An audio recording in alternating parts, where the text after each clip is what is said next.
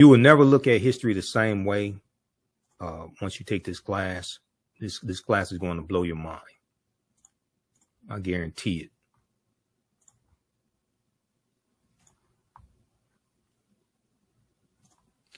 All right, so we look at the term African American, and the earliest recorded uses of the term African American goes back to 1782 in Philadelphia, Pennsylvania.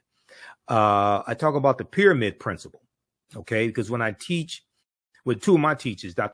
Leonard Jeffries and Professor Teach, they talk about the pyramid principle, and I use this in a lot of my lectures. And the reason why is it helps us get a better understanding of how to use the history and culture. Okay, it's more than just speaking African languages, wearing African clothing, playing djembe drums, eating African food, things like this, right? So here's a picture of the pyramid of Khafre at Giza, and a pyramid has three sides. At the foundation of the pyramid is African history and culture. Okay. It's African history and culture that gives us our foundation. It gives us our values, our interests, and our principles, our VIPs, our values, our interests, and our principles. This gives us our self-esteem, our self-development, our self-worth. It gives us a cultural paradigm that we see reality through. In our history and culture, especially our history, teaches us about our accomplishments, our achievements, who we've been, where we've been. Okay. Now, a people's history and culture teaches them how to deal with the problems of the past in the present and the future to meet the needs of the community. Now, it's that history and culture, that foundation, that influence our economic empowerment. It influences how we engage in economics, our understanding of economics, and what we do with our economics, what we do with our money. Our $1.6 trillion GDP, gross domestic product, that African Americans have, influences the type of businesses that we have, the type of institutions that we build, but also how we engage in economics. Do we use white capitalism dressed up in red, black, and green and pass this off as black economics or black capitalism? Or do we understand the cooperative system, cooperative economics, the co-ops, which is based upon principles that we brought with us from Africa? Okay. And when we study the Free African Society of 1787, we study the Colored Merchants Association in 1928. We study the Colored Farmers Union of about 1886 in Texas. They're operating based upon the cooperatives, where the members of these organizations are also owners, and they work together to help one another prosper and survive. So these are ancient principles, and every ethnic group in America use their history and culture to fight for scarce wealth, power, and resources. And for African Americans, we've largely been stripped of our history and culture. And we're trying to adopt European principles for business and European principles for economic empowerment, things like that, that largely don't work for us. We need to study these Tulsa, Oklahoma, Black Wall Street, North Tulsa, because it was the True Reformers cooperative founded in 1881 that helped produce a lot of the prosperity that they had. Okay. Yes, oil was discovered there in the early 1900s. Yes, some of the early landowners got land because of the Black Freedmen Indian treaties of 1866. That's true. I deal with all that history. But also you had cooperatives there also. Okay. So when we study our history, we see a deep, rich history of cooperative economics. So we deal with that to get a better understanding of the cooperatives. Okay. We talk about Dr. David Imhotep as well, in the first Americans with Africans, documented evidence. We look at archaeological discoveries, like the one out of the Greek island of Crete in 2010, where they found stone tools on the Greek island of Crete that date back at least 130,000 years ago. But Crete has been an island for more than 5 million years. So they believe that those people had to have sailed there. Okay. So these would have been African people. Okay. And they believe that those people had to have sailed there. All right. Which puts, see, now scholars like Runoko Rashidi and Dr. Charles Finch, they've been telling us for years that modern man is 300,000 years old as opposed to 75,000 to 100,000 years old. So we know at least 130,000 years of our history has been stolen. So these archaeological discoveries like this don't surprise me, but we deal with them in the class. Okay. We talk about the Khoisan of Southern Africa have the oldest DNA on the planet. There's a good article, Africa's oldest ethnic group fights to keep ancestral land away from Amazon. We talk about Sara Baartman. And then we look at the adultification bias in African-American girls and how studies show that adults perceive African-American girls to need less nurturing and know more about sex than white girls at an earlier age. Need less nurturing and know more about sex than white girls at an earlier age. Where on earth, where in the world would they get something like that from? Where would they get a stereotype like that from? Well, I don't know. I'll be damned. Could it have been passed down for decades throughout history? Is that a holdover from slavery when African-American women were sold into slavery as prostitutes and wet nurses or just sold as breeders? Okay. Where in the world could something like that come from? What could continue to perpetuate these negative stereotypical images and ideology that get projected onto African-American girls? I don't know. Now, Dr. Frances Cress Welsing, who I interviewed 3 times on the African History Network show, Dr. Welsing correctly told us that, let me pull up this slide here. She correctly told us, she said, we're the only people on this entire planet who have been taught to sing and praise our demeanment. I'm a bitch. I'm a hoe. I'm a gangster. I'm a thug. I'm a dog. If you can train people to demean and degrade themselves, you can oppress them forever. You can even program them to kill themselves and they won't even understand what happened.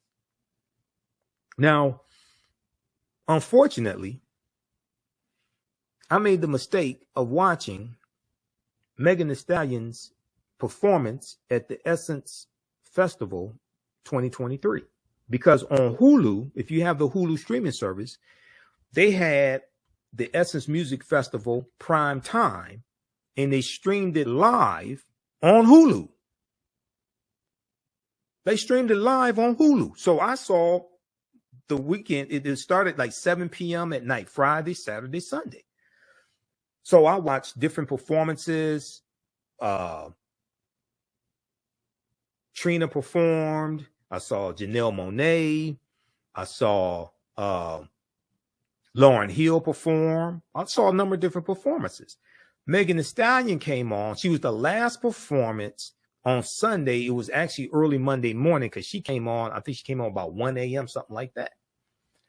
And go back and watch my videos where I talked about how horrific her performance was, the vulgar language, the sexually explicit language. And I saw Trina's performance, you know, the baddest bee Trina. Okay. You don't know Nan, Trina, that, you know, had the song with Trick Daddy. If you listen to Trina's lyrics in her performance and Megan Thee Stallion's lyrics, Megan Thee Stallion made Trina sound like Mother Goose.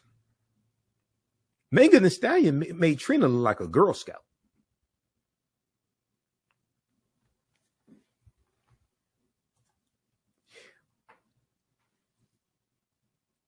We think we're progressing in this area of the music. No, we're not. We're regressing. And the music is being weaponized against us. And too many of us don't understand history enough to understand the warfare that is being waged against us through the media, through the music. If you want to destroy a nation, you do it through the music because the music hits the youth first. And they're least equipped to be able to fight back against it, to understand what's going on.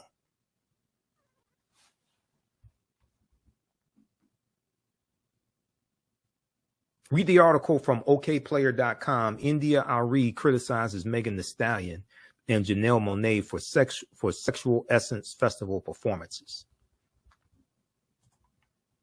Also, watch my critique of the song WAP by Cardi B and Megan Thee Stallion, where I said they will only allow Negroes to put out music like this. They're not going to allow they will never allow Taylor Swift to put out a song like that, because you only protect what you respect. You only protect what you respect. They will never allow a top white female artist to put out sexually explicit lyrics like that, because they know it will bring about the mistreatment of white girls and white women. Now, yes, is there some mistreatment of white girls and white women? Yeah, ain't nothing like black women, nothing like the mistreatment of black girls. And they know if you put out music like that, it justifies the mistreatment. That's why they only allow us to do that. I had somebody say, oh, but Madonna had lyrics. Yeah, show me lyrics from Madonna as sexually explicit as what? From Cardi B and Megan Thee Stallion. They got 60 million views over the first weekend that the video was released and uploaded to Cardi B's YouTube channel. He got 13 million views the first day. It was released on a Friday. That weekend, it got 60 million views. Show me something equivalent that white people are doing, sexually explicit like that, that blows up on social media like that. They don't do that, because you only protect what you respect. They allow Negroes to do that because that's how they expect us to act, because that's how we've been programmed.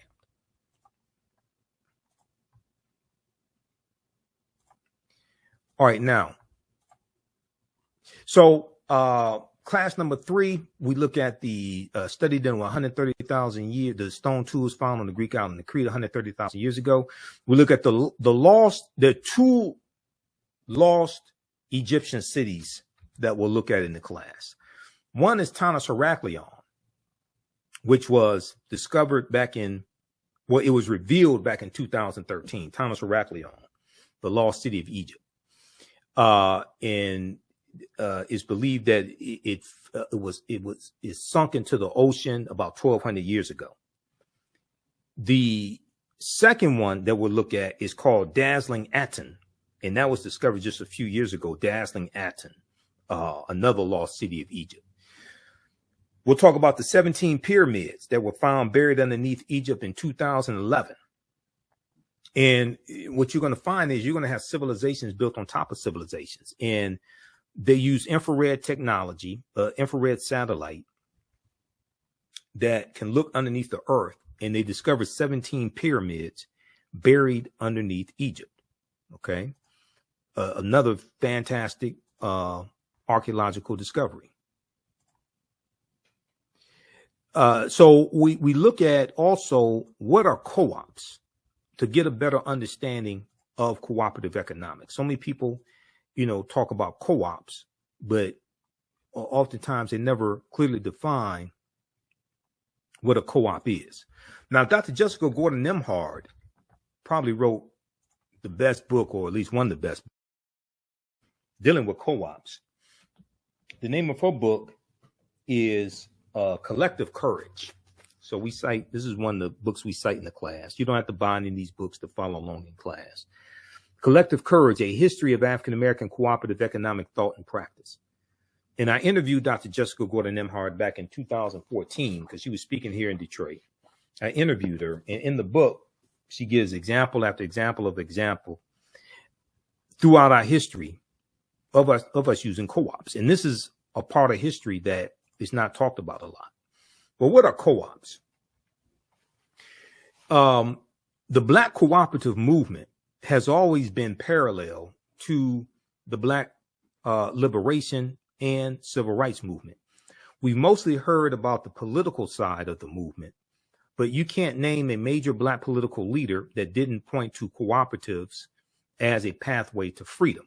There's a good article And this is this article right here probably, I think, was when I first found out about Dr. Jessica Gordon Nembhard, before I did the interview with her.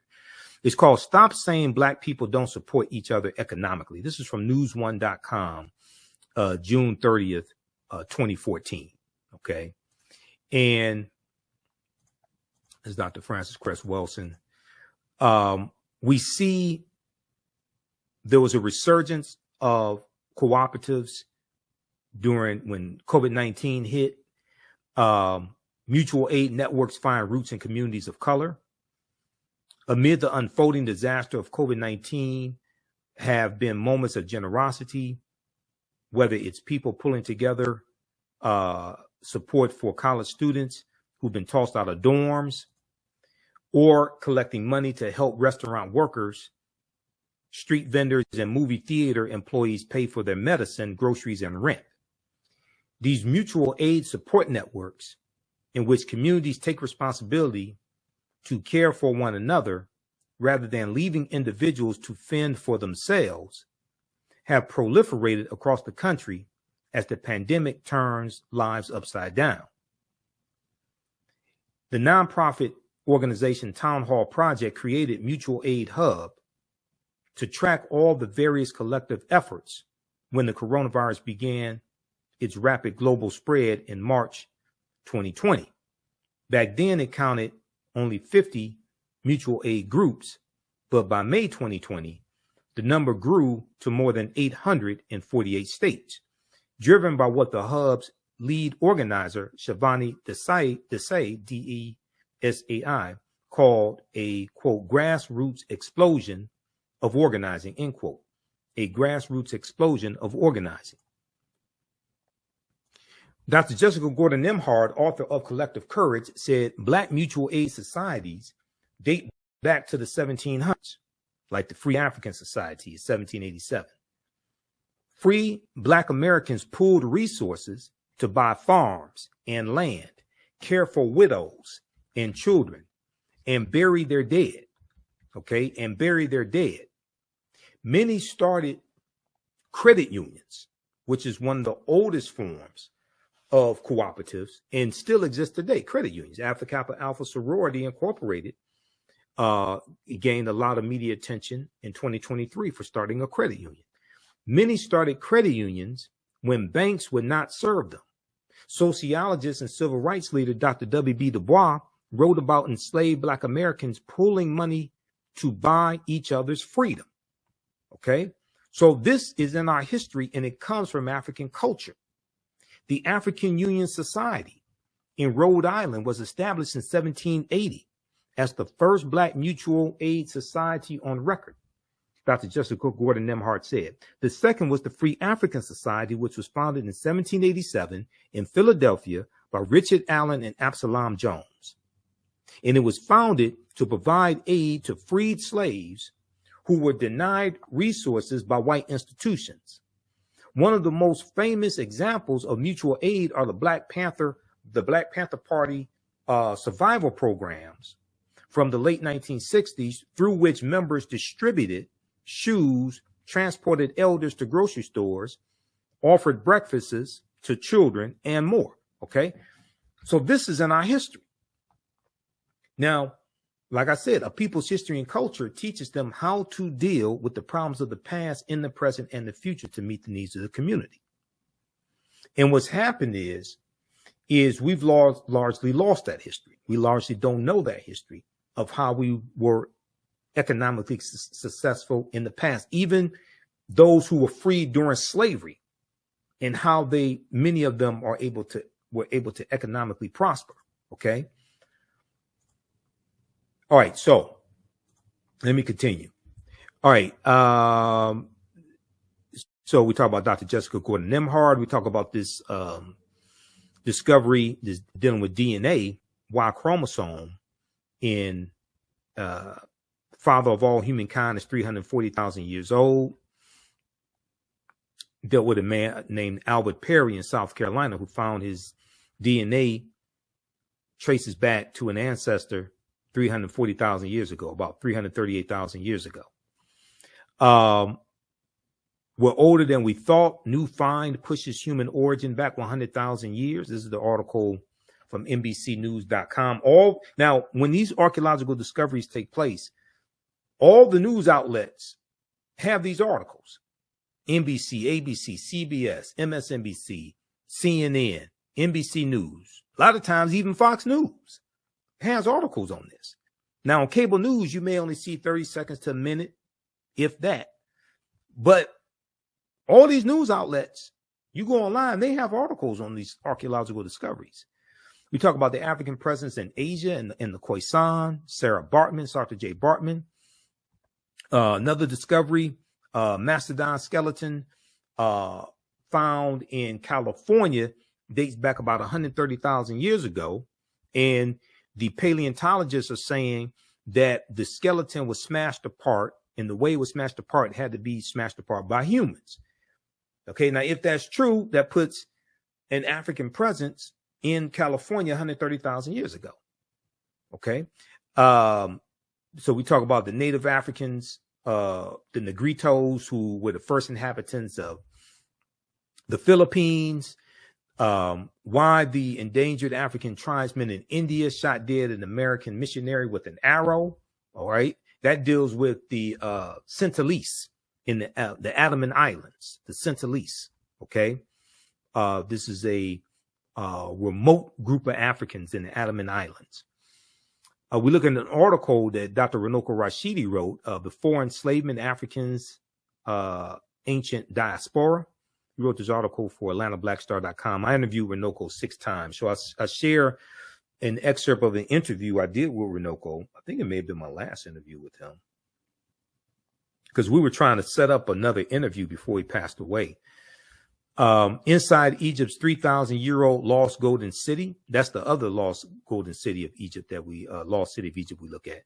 The documentary, Global Assignment, the documentary on Runoko Rashidi, Tony Browder is involved in that. So that has just been released. So that's showing in different cities. Follow Tony Browder on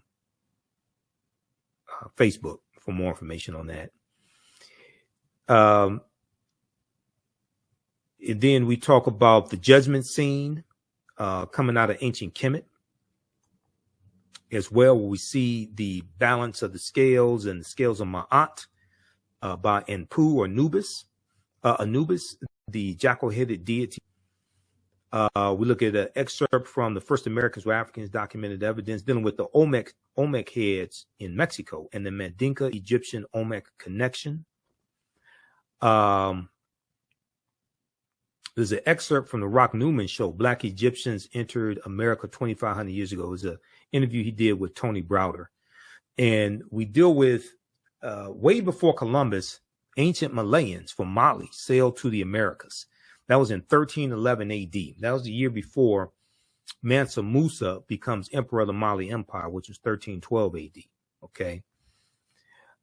So we go through and we look at a timeline of history. We go through and look at these articles that deal with some ancient history to get a better understanding of how all this history evolves. We look at some ancient African civilizations. We talk about Kemet, Egypt, Nubia, Zimbabwe. We go through and look at this history. Okay. Ancient Nubia, founded around 4,500 BCE, which is the mother of Kemet, mother of Egypt, the first monarchy in recorded history. We talk about a little bit about the Kandakis and Amana Shikito, Queen Amana Shikito. Egypt on the Tony Browder is a fantastic book, and we spend some time looking at that as well. Egypt on the Potomac, because Egypt on the Potomac deals with how the layout of Washington, D.C. is based upon the layout of ancient Kemet, ancient Egypt. All right. And many of the founding fathers referred to Washington, D.C. as Egypt of the West. Okay. Egypt of the West. So when we look at the Washington Monument, that's 555 feet tall. The Washington Monument is a copy. It was actually a ancient African symbol of resurrection called a Tekken, coming from the story of Sara Baartman and Heru, who the Greeks called Osiris, Isis, and Horus. And there were about 1,200 Tekkenu all throughout ancient Kemet, ancient Egypt. Okay. Today, they're less than 12 today. Today, they're less than 12. So we see a picture here of a Tekkenu, or a Tekken for singular, Tekkenu for plural.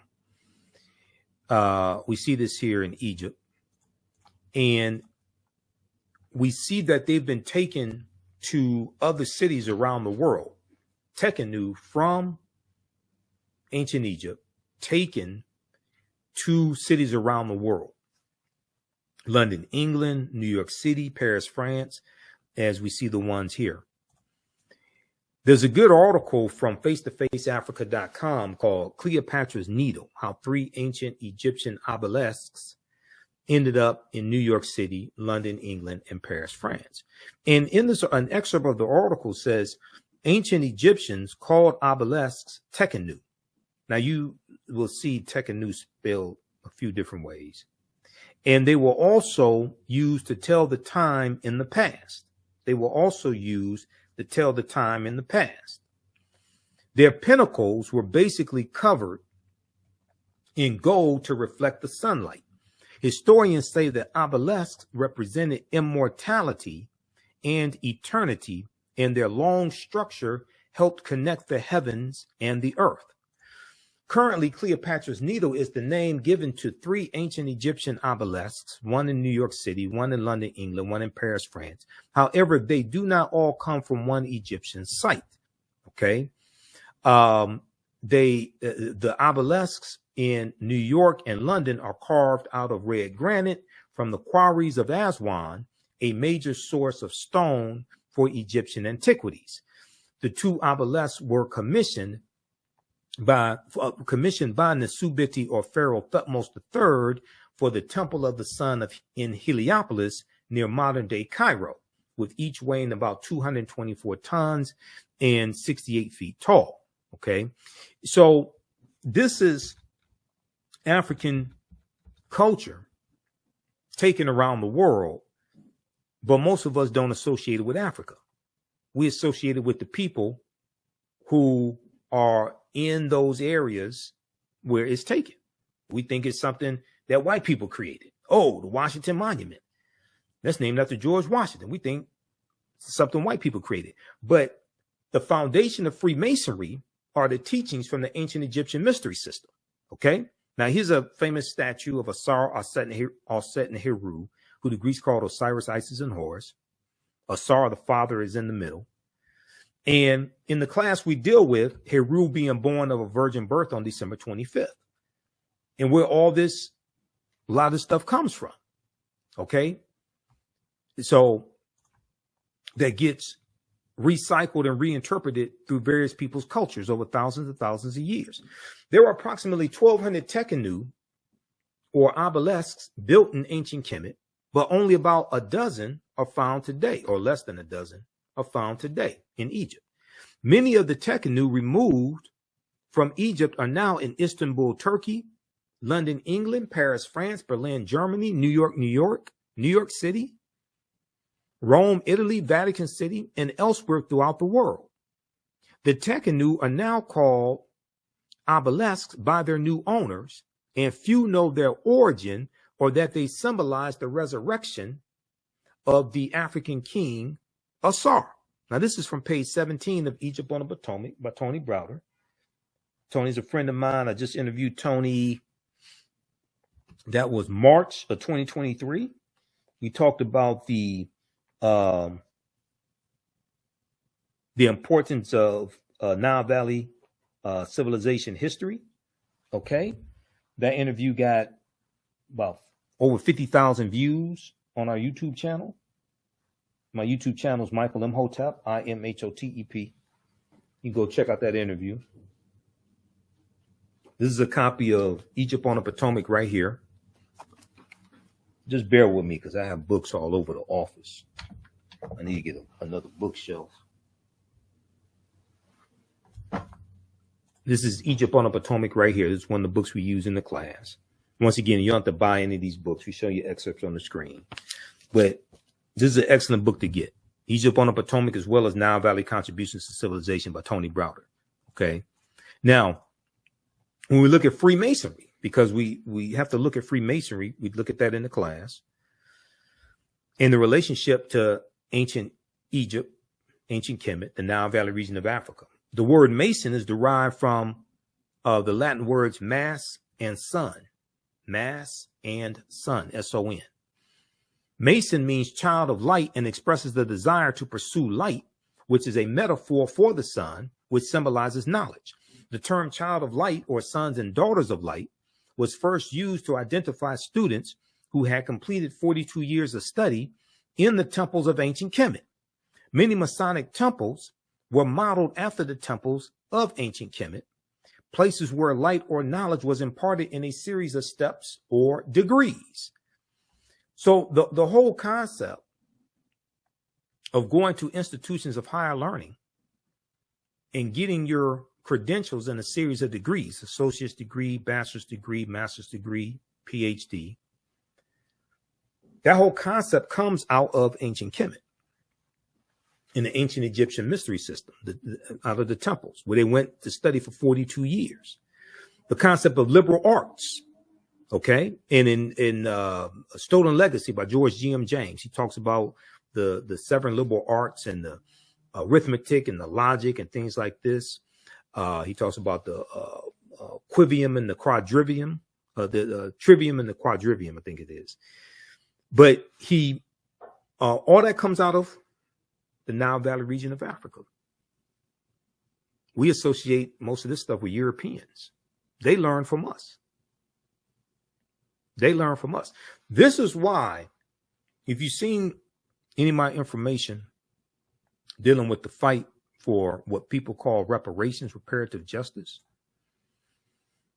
my whole concept of reparations as a historian is much different than a lot of this stuff floating around. The reason why, first of all, you have to understand the root concept of reparations means to repair, to make you whole again, to restore you to a state before the damage that was done, to repair a harm that was done. Okay.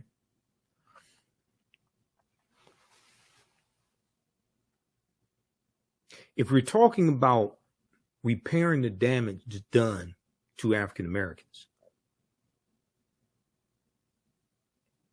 you first have to analyze who African people were and what African people had before they were put into an institution of slavery that largely stripped us of our history, culture, language, spiritual systems, folklore, mores, family ties, nationality, okay? Cosmology. Cosmology deals with the understanding of the universe as an orderly system. Cosmogony deals with the understanding of the origins of the universe, and that's based upon people's culture.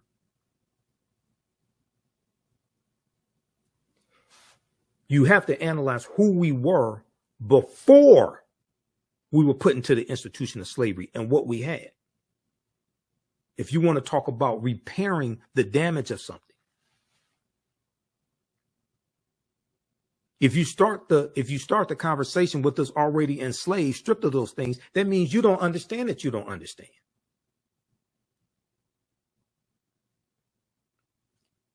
This is why trying to equate reparations with cash payments only, and you think you can repair that damage with just cash payments, and you're going to give a people who've been stripped, who most of us still hold the last names of our former slave masters and have been taught to hate ourselves, who have been psychologically damaged. If we all got $1 million a day, white people will have it all back by this time next week. And you haven't repaired the damage because you haven't properly assessed the harm that was done because you don't understand the history. Very few people want to be honest enough and say this. I don't give a damn. I'll tell you the truth. I'm not trying to raise money for the next reparations conference. I'm going to tell you the truth. Secondly, you have to understand the history of the laws and policies put in place that inflicted the harm in the first place. This is why the California Reparations Task Force, their final report that came out June 29, 2023, is so important. That 1,000-page report that lays out 12 harms, okay, and lays out 115 policy recommendations. This is why that's so important, because they are looking at fairly analyzing the damage that was done, okay, and they're talking about remedies for the damage that was done. This goes way beyond cash payments. People operate based on people haven't. I can listen to people tell they haven't done the research. So they just equate the damage that was done to cash payments. No, you don't understand the history. So my Kwanzaa presentation I did December 27th, 2023 at King Solomon Baptist Church, I talked about some of this. And I'm going to go to, let me see, let's pull this up. Let's go to this. I want to show this quickly here.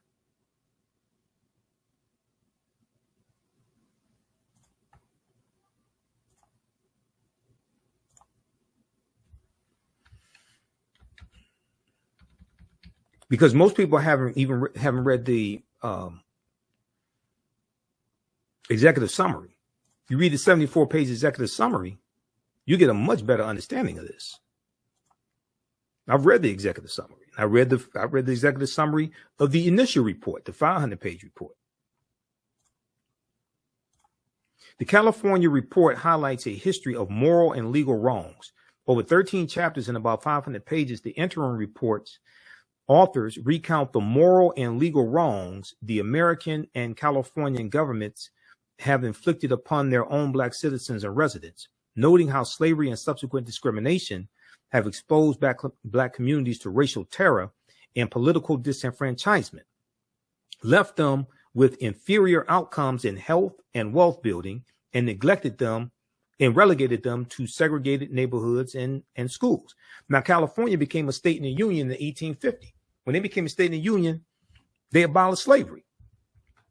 Now, historians have identified at least 1,500 people who were in some type of semi-slavery state or status. Some people put the number at 4,000. California was not Texas. In June of 1865, when Major General Gordon Granger goes into Texas to deliver General Order Number 3, which we commemorate during Juneteenth, there were 250,000 enslaved Africans in Texas. California is not Texas.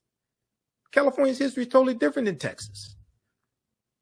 But the reparations reactionaries haven't studied the history. So they think California is the same as Texas and Mississippi, Alabama. No. But California does have a deep history of racism.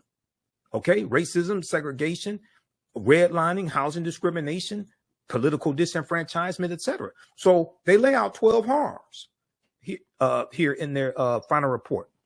Well, in the interim report and the final report. 1, enslavement. 2, racial terror. 3, political disenfranchisement. 4, housing segregation. 5, separate and unequal education. 6, racism in environment and infrastructure. Okay. 7, pathologizing the Black family. 8, control over creative, cultural, and intellectual life. That deals with our royalties being stolen from us in like the music industry. Okay. That's what that's talking about. 9, stolen labor and hindered opportunity. 10, an unjust legal system. 11, mental and physical harm and neglect. 12, the racial wealth gap. So then they go through and they show how laws and policies at the federal level harmed African Americans across the country, and then specifically how laws and policies, similar laws and policies in the state of California harmed African Americans. So there were 115 policy recommendations are designed to repair that damage, or at least begin to repair that damage. That's the result of the 12 harms. That's the result of laws and policies. It was laws and policies that put us in this predicament. It's going to be laws and policies that take us out of this. This goes way beyond a check.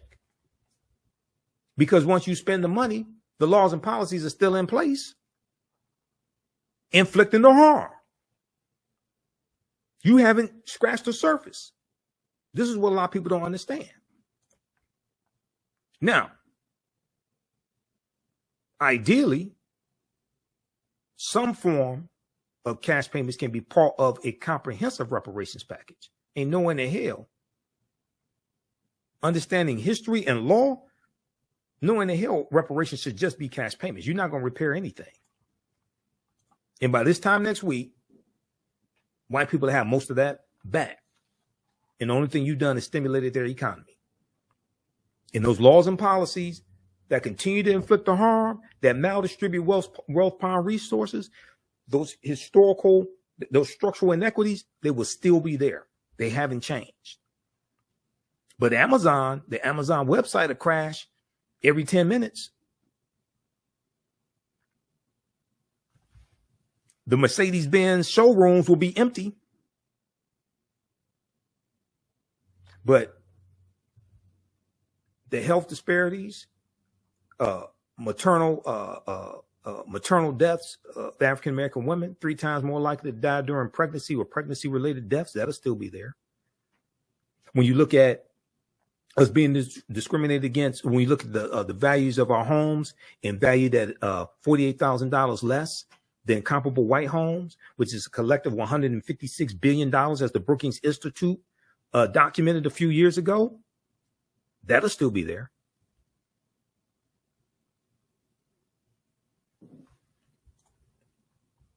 So we have to understand comprehensive reparations, but first you have to analyze, you have to study the history of what happened. And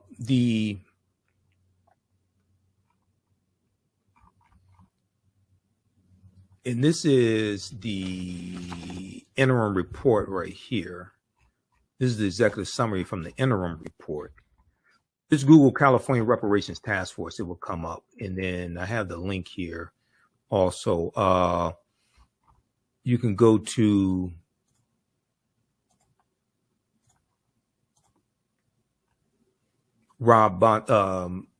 oag.ca.gov, Office of Attorney General, oag.ca.gov. That's Rob Bonta in California. Just search for the California Reparations Report, because they have the final report right here.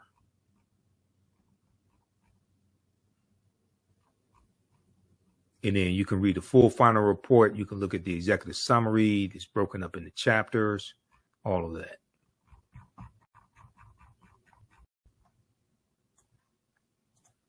Okay, give us a thumbs up, give us a like, give us a heart on this broadcast.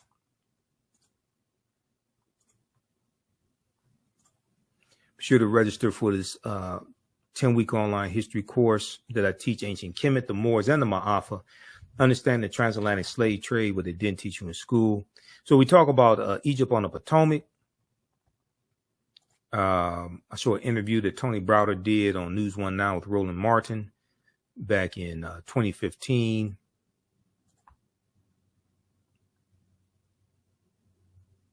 We talk about Abubakar II coming to the Americas also in 1311. Let's see. Class number 6, we deal with the African origins of Star Wars and the Asarian drama, the story of Asar, Aset, and Heru, who the Greeks called Osiris, Isis, and Horus, and how George Lucas, father of Star Wars, had a mentor named Joseph Campbell. And Joseph Campbell wrote a book called The Power of Myths, or The Power of Myth. And Joseph Campbell taught him about all these myths. One of those myths was about Asar, Aset, and Heru.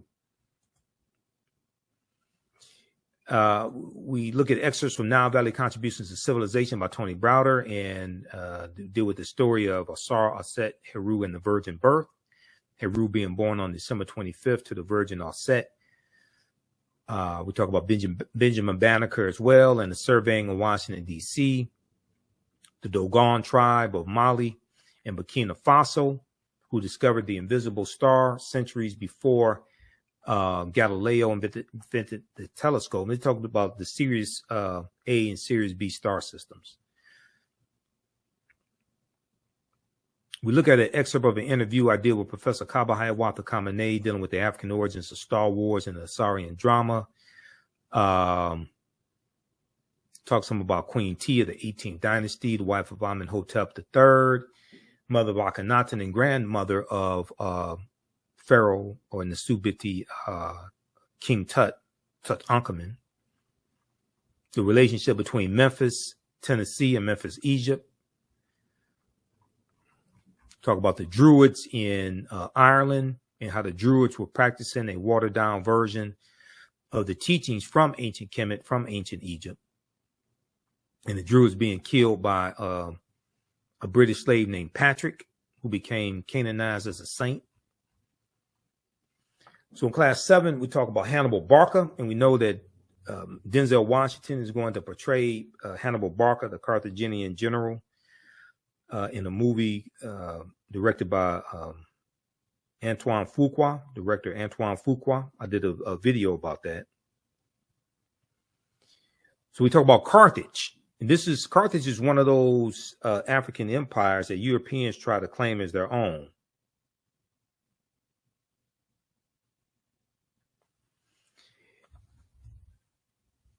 So, and we do a Hannibal Barca, Publius Cornelius Scipio, and the Battle of Zama 202 BC. We talk about the Battle of Cannae 216 BC, one of the greatest military victories in history, where Hannibal defeats the Roman army.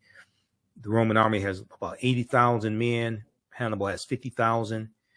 He's one of the greatest military strategists in history. And we deal with why Africa was not named after Publius Cornelius Scipio, because he takes the surname Africanus, and Africanus is Latin, means belonging to Africa. He takes the surname Africanus after he defeats Hannibal Barca at the Battle of Zama in 202 BC. So once again, we had a whole history backwards. We look at the relationship between the teachings coming out of the Nile Valley region of Africa and the development of European secret societies. We look at Joie de Piet, Black Pete, who was a Moor and was the sidekick to Sinterklaas, Saint Nicholas. And this is the precursor to Santa Claus. This is where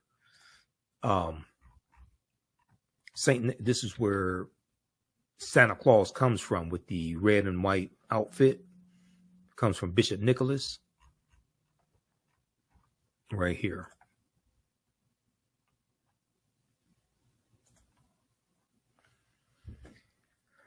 So there's a whole backstory to this myth also.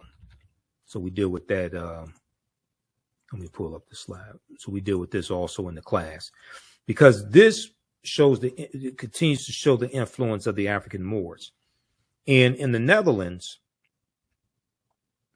in early November, they celebrate Sinterklaas and Joie de Piet coming to the Netherlands, coming on a steamboat from Spain.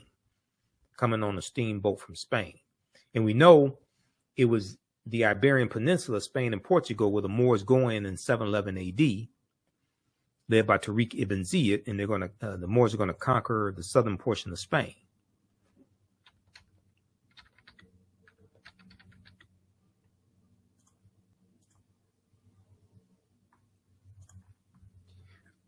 All right, so let's go back to the course outline. So we look at what is a patron saint and what is the relationship between patron saints in Christianity and the Neteru in ancient Kemet, ancient Egypt. Queen Charlotte Sophia, who was of African Moorish ancestry on her mother's side, and she was the wife of King George III, who was the King of England during the American Revolutionary War. This is who the 13 colonies are revolting against. 1775 to 1783, the American Revolutionary War. We look at who were the Moors and look at some of the history of the Moors in Europe. Tariq ibn Ziyad invading Europe, invading the Iberian Peninsula, 711 AD. We look at Saint Maurice as well, who was a Moor on the patron saint of Germany. Why are African Moors heads on the national flags of Corsica and Sardinia? This is some more information showing the history of the Moors and the presence of the Moors in Europe. These African Moors heads, because the Moors were there in Corsica and Sardinia, and it took a monumental effort to defeat them. So they're right on the national flags of these island nations.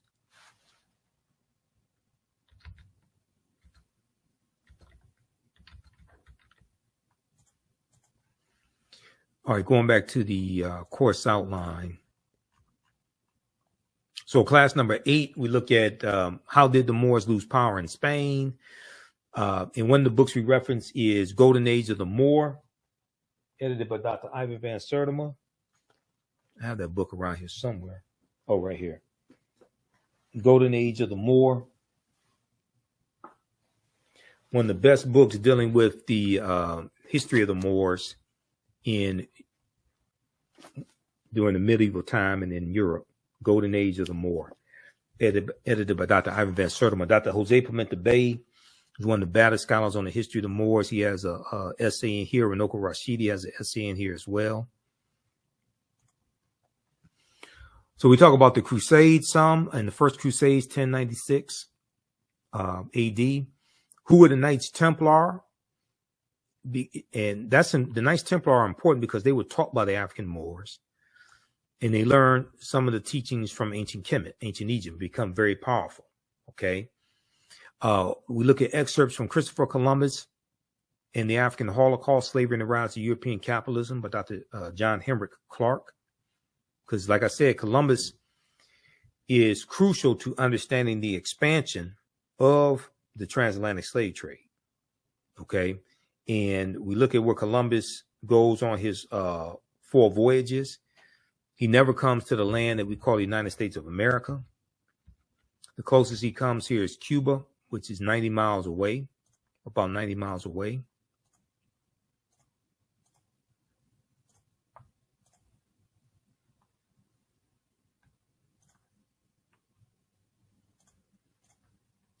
If we look at this here, let's look at this here. Where's Columbus? That's the wrong one.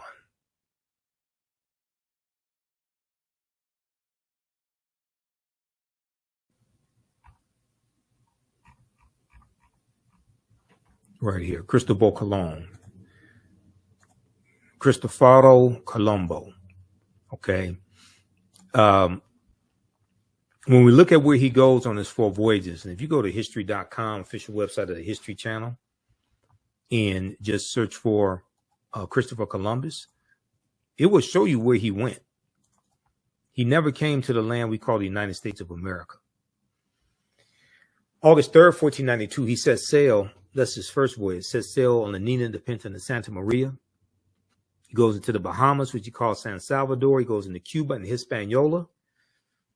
We know the western third of Hispaniola is where the island of Haiti is, but all that was a Spanish colony first.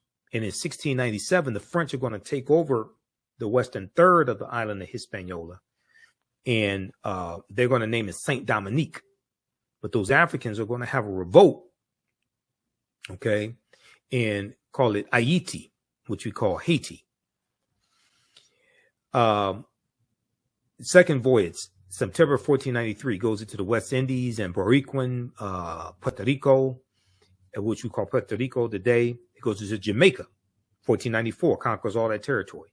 Third voyage, May 1498, Trinidad and Venezuelan mainland, South America. Fourth voyage, May 1504, he goes into Panama and Honduras in Central America, conquers all that territory. They're going to set up plantations, especially sugarcane plantations. Early, about 1501, 1502, they start taking Africans into those territories and enslaving them. So this is a deep history. And your understanding of politics is directly related to your understanding of history. So when you start getting to this history, especially looking at Spain, things like this, and what Spain conquered, then you start getting a better understanding of what's going on today. Especially in the second class that I teach, that deals with history from 1800 to 1968. Okay, and then we look at the Portuguese are the first ones involved in the transatlantic slave trade starting in 1441, okay, when they go into what's modern day Mauritania. So class number 9, we look at the doctrine of discovery, Dom Diversis, 1452. What is the papal bull amongst the Catholic Church? The Treaty of Tordesillas, June 7th, 1494. Where the Pope divides the non-Christian world between Spain and Portugal and tells them to go out and conquer the non-Christian world.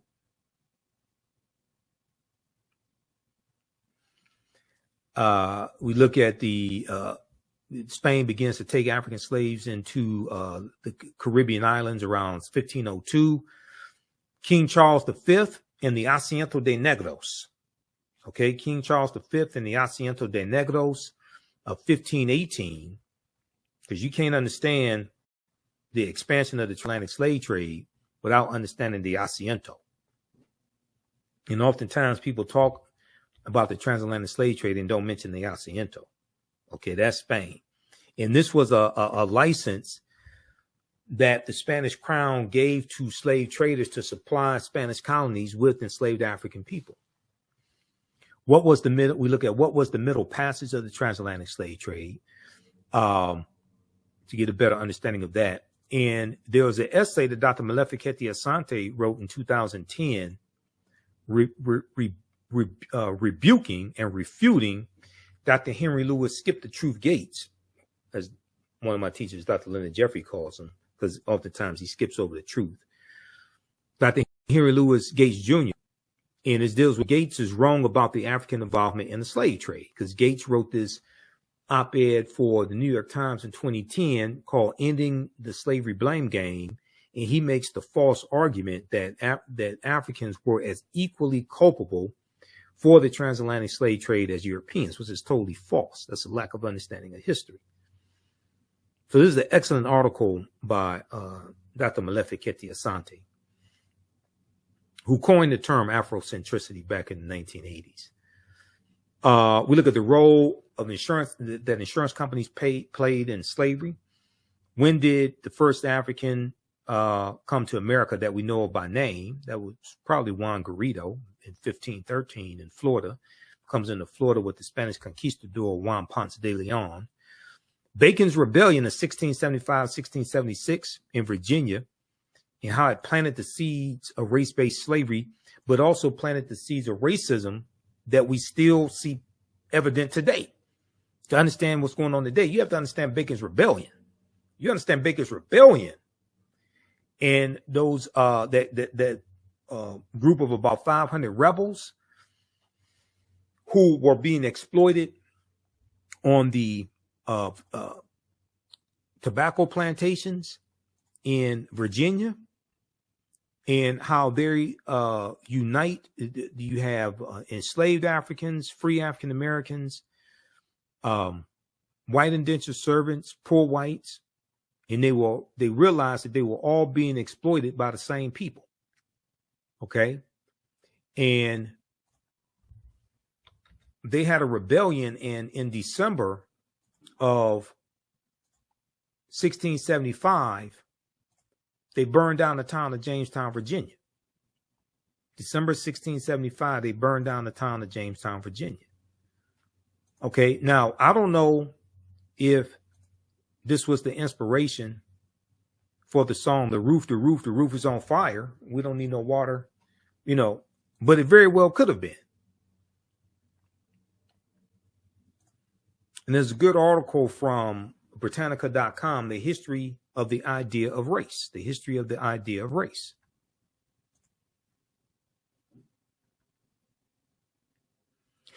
On September 19, 1676, Nathaniel Bacon and his followers returned to Jamestown, Virginia, and battled forces. Let me see, that was September. It was in December 1675 where they burned down the town of Jamestown, Virginia. But this is a deep history here.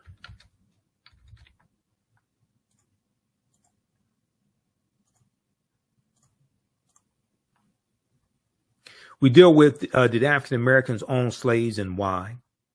Because oftentimes we were buying family members out of slavery. Okay. You did have some people that take advantage of that, but when Dr. Carter G. Woodson did his research on this, he looked at 1840, I think it was 1840, and he found that almost 50% is estimated that 50% of African Americans that owned slaves, they were buying family members out of slavery. We saw this in Washington, D.C. also when we dealt with the Compensated Emancipation Act of April 16th, 1862. We deal briefly with the fake Willie Lynch letter, 1712, the tragedy of the Lusden slave ship, January 1st, 1738. And look at the origin of negative images in the media and how they're rooted in slavery and minstrel shows. Okay. That's class 10. So this is, like I said, this is a class where we get deep into the history. You never look at history the same way. There's over 200 slides that we look at, slides that I put together myself, 80 to 100 articles. If you like this type of information, you can support the African History Network a few ways. Be sure to register for the online history classes that I teach on Saturdays. Ancient Kemet, the Moors, and the Maafa, Understand the Transatlantic Slave Trade, what they didn't teach you in school. Visit our website, AfricanHistoryNetwork.com, AfricanHistoryNetwork.com. We deal with thousands of years of history and what leads up to the transatlantic slave trade taking place. This is a 10-week class. We're doing more than 10 weeks this time around. Next classes are Saturday, May 4th, Saturday, May 11th, Saturday, May 18th, and Saturday, May 25th, 2024, 2 p.m. Eastern Standard Time. Click right here to register here for the class. The class is on sale $60, regularly $130. We do the sessions live. All the sessions are archived and recorded. You can go back and watch it any time. So a year from now, 2 years from now, you can still watch the entire course. We have the lesson plan here for the entire course also already laid out, so you can look at the content that we cover. We deal with 80 to 100 articles. And I put together this class. I've been teaching this class on and off since 2017. Okay. I've been studying history 34 years now, do lectures across the country, been hosting the African History Network show 14 years.